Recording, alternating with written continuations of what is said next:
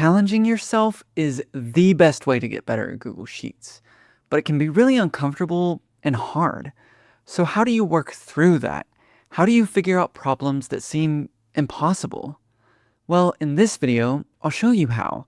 I'll present an incredibly difficult problem and demonstrate exactly how I'd find a solution. I'll walk you through my entire thought process so you can see how to break down a hard problem into smaller problems to then eventually find an answer. To start with, what's this impossible problem that we want to solve? Simply put, we want to write a single formula that will tell us if the chosen word is or is not a palindrome.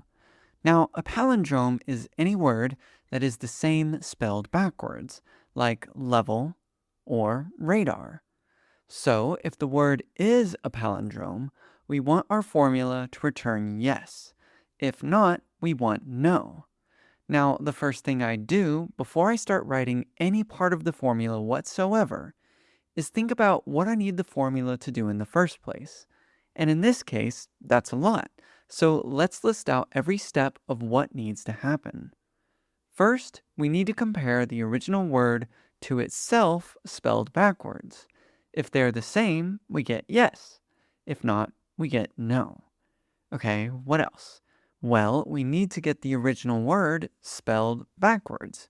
So how do we do that? Here's what I'm thinking. We take the original word, list out the letters, reverse them, and put them back together. That gives us what we need. So if we put all the steps in order, we first need to figure out how to list out the letters. Then we need to figure out how to list them in reverse, and then put them back together. Finally, we compare this result to the original word, and if they match, we get yes, otherwise, no. Okay, we have a game plan. Now, we just need to figure out the formula part. First, how to list out the individual letters. Personally, I think this step is the hardest one to figure out. Thinking about the Google Sheets functions that I know, I think that we can use the mid, len, and sequence functions to accomplish this. But let's say that I didn't know what I could potentially use. In that case, I'd go to Help, Functions List, and use this resource to see what's available to me. Anyway, here's what I'm thinking. The mid function can extract letters from the original word, and I can use the sequence function to list out the numbers for each character. And the len function will tell the sequence function how many numbers to make. So the formula is going to look like this. Equals mid function, select the word, next argument sequence function, len function, select the word, close parentheses twice, next argument 1, and close parentheses. Okay, just one letter. Not what I was expecting. I was thinking that the sequence function would create an array from 1 to however many letters are in the word based on the len function, and then it would give each letter from each character position. But we're only getting the letter P. Why? Well, maybe Google Sheets doesn't know that we're trying to use an array from the sequence function. So to fix this, I'd wrap the formula in the array formula function, and now, aha, yes, that's what we want. Okay, first problem solved. On to the next problem, getting these letters reversed. So right now, the sequence function generates numbers from 1 to the number of characters in the original word. So the mid function returns the letter at position 1, 2, 3, etc. We need this in reverse. So we need the sequence function to generate these same numbers, but backwards. So how do we do that? Well, let's go back to what we have. We need to use the other arguments of the sequence function. So we just want one column, so make this 1.